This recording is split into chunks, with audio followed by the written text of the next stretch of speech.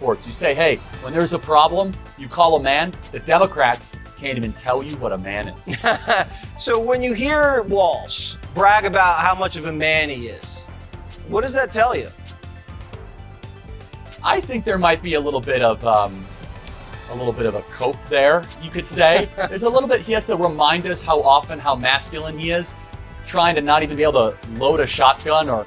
We were getting scary close to people justifying totalitarian measures. I think we need to push back on this. Tim Walz in the campaign trail was literally saying free speech doesn't include hate speech and misinformation. There's no guarantee to free speech on misinformation or hate speech, and especially around our democracy. Hey man, you. Because everything that we called misinformation just a few years ago, it's on the front page of the New York Times now. Joe Rogan and Charlie Kirk did not just call out Tim Walz. They tore through his talking points like a tornado through a paper house. It was not a debate. It was a surgical takedown powered by facts, wit, and a total rejection of political fluff. Walz came in with bumper sticker slogans. Rogan and Kirk brought hammers of logic. When they were done, all that remained was silence and the sound of collapsing narratives. You have one rule for Facebook and you have a different rule for Twitter. There has to be a responsibility that is placed on these social media sites to understand their power. The New York Times just printed a thing. Turns out we were lied to. They are directly speaking to millions and millions of people without any level of oversight or regulation. And that has to stop. Yeah, you lied to us. The most masculine thing that someone can do in America today is stand up for women that are not able to stand up for themselves. Right. So while Tim Walz is going on Gavin Newsom's podcast, attacking me, by the way, saying that I'm a bad guy, well, I'm sorry, Governor Walz. One thing that we don't have in common is, unlike you in Minnesota, I, every single day, am actually fighting for female privacy in locker rooms and that women's sports will not have men in them. Real men stand up for women when they're not. Rogan and Kirk are not known for subtlety. When they target a politician like Tim Walz, it becomes a public dissection. One brings the hammer of common sense and life experience. The other brings the chisel of sharp facts and ruthless logic. Together, they turned Walz's record into a real-time cautionary tale. So you could fight any Trump supporter? Yeah, he says he'd kick their ass, and they're scared of him because he could fix a truck. Because they're threatened by his masculinity. I know how to fix a truck. So he said, like, do you? I bet you don't. The lady doth protest too much. I bet you don't. I fear. I bet if I bring a broken truck to you and a bag of tools, you're Rogan came in like a man who has seen one too many political magic tricks. He is not impressed by polished speeches or campaign smiles. He wants results and real-world impact. With Walz, the problem is not just bad policy. It is illusion. Rogan breaks it all down like he is analyzing a weird conspiracy theory that somehow made it into office. You have Tim Walz doing the exact same thing. Right.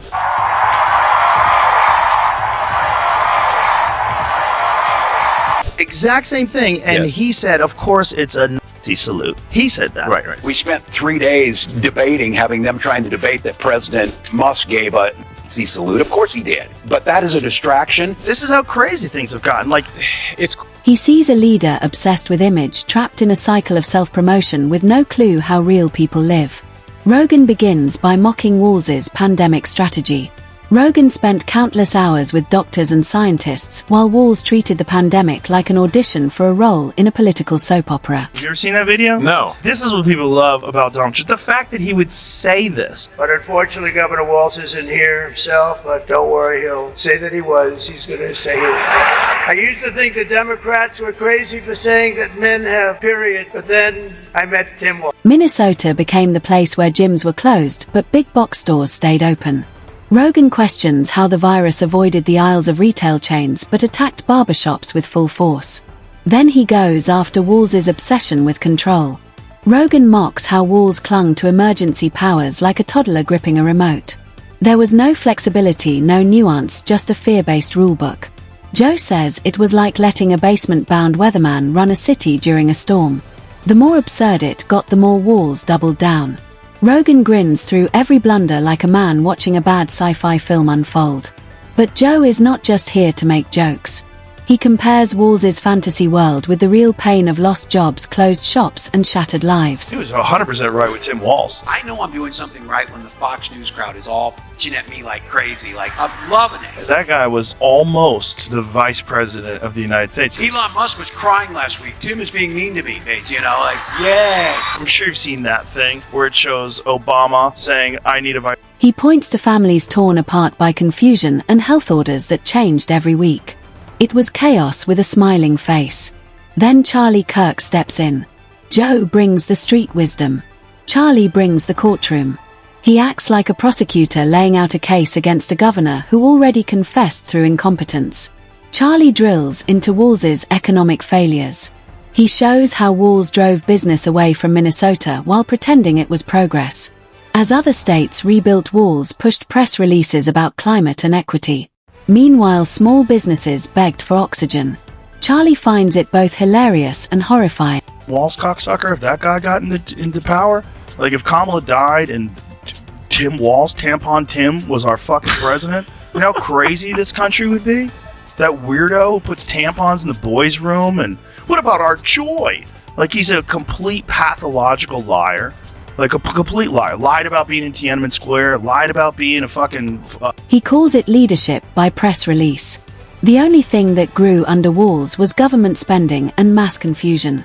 Then Charlie goes after crime. He treats it like a dark comedy that no one asked for. Under Walz, crime spiked, police morale collapsed, and the streets turned into failed experiments in progressive fantasy. Walz gave speeches about unity while treating police like optional features. Charlie mocks Walz's response to the George Floyd riots. He says Walz hesitated when leadership was needed.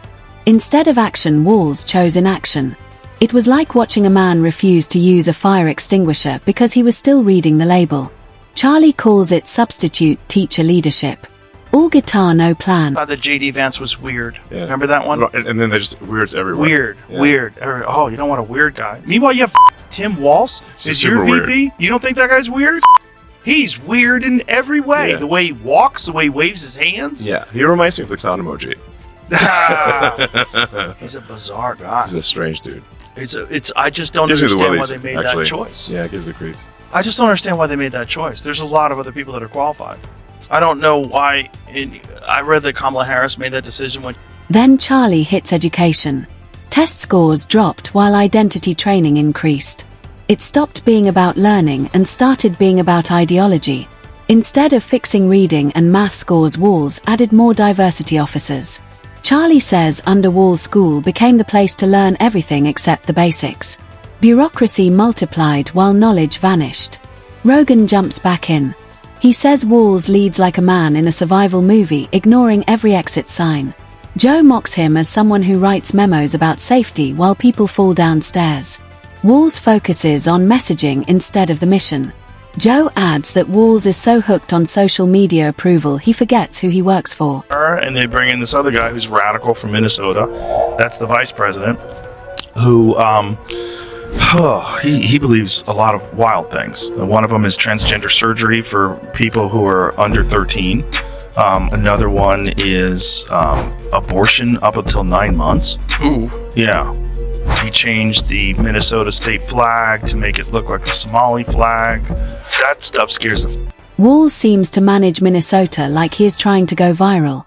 Joe says politicians like him are not interested in honest dialogue or facts. They just want praise from people who already agree with them. Charlie wraps it up with a brutal line. He says Walz runs Minnesota like a grad school seminar. All theory, no traction.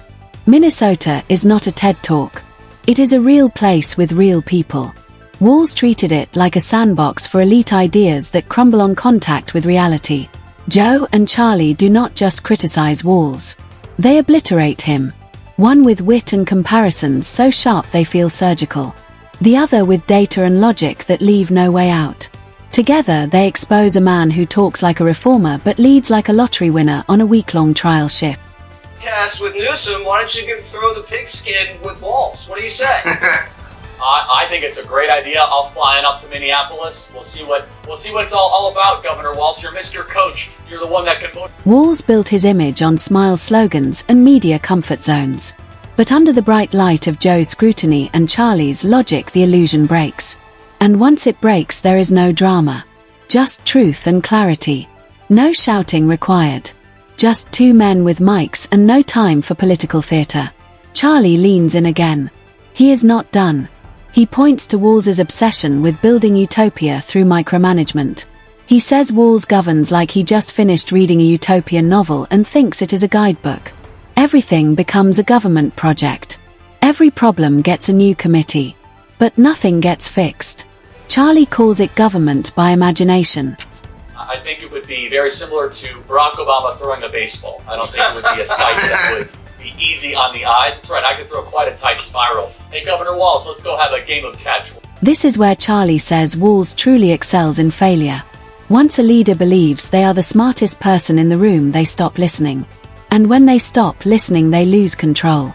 Joe jumps in again with a perfect example. He says Walz governs like a magician who pulls out the wrong animal and calls it part of the act. His speeches are filled with optimism that means nothing. His press conferences sound like someone reading self-help quotes while the city burns behind them. Joe notes how Walz always shows up after the disaster and acts surprised. Joe says watching Walz is like watching a man break a window then give a speech about glass safety. Just weird and how avoidable it was. 100% avoidable, but pathological liars, people that are habitual liars, they just lie all the time.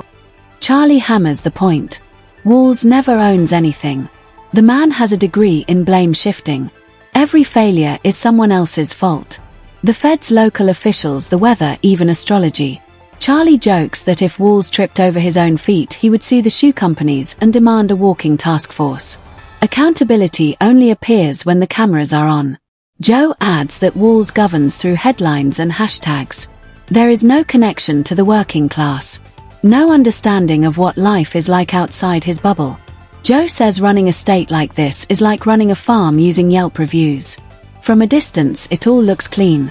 Up close, the cows are gone and the barn is on fire. Cognitive decline problems at his age, but at her age, she's just dumb. Yeah, I think I was saying that I need a vice president dumber than me. Great. Kamala Harris may be the dumbest person ever elected vice president in American history. Kamala saying I need a vice president dumber than me. It's Walz. Men have tampons. We have a lot of accomplishment. We haven't taken adequate credit for it, frankly. We got to do a better job of getting the word out about what we have accomplished and who did it. You got to lose because we got to break. Charlie ends it with a knockout. He says Walz is the governor of press conferences, not people. He is more concerned with narrative than results. His talent is turning political failure into soft-spoken speeches. But no matter how gentle his tone, the damage remains. Minnesota, once proud and stable, now serves as the backdrop for Walz's ongoing lesson in how not to lead. Joe and Charlie did not just roast a governor. They performed a full political autopsy. Cause of death: too much control, not enough awareness, and a leader who confused power with progress.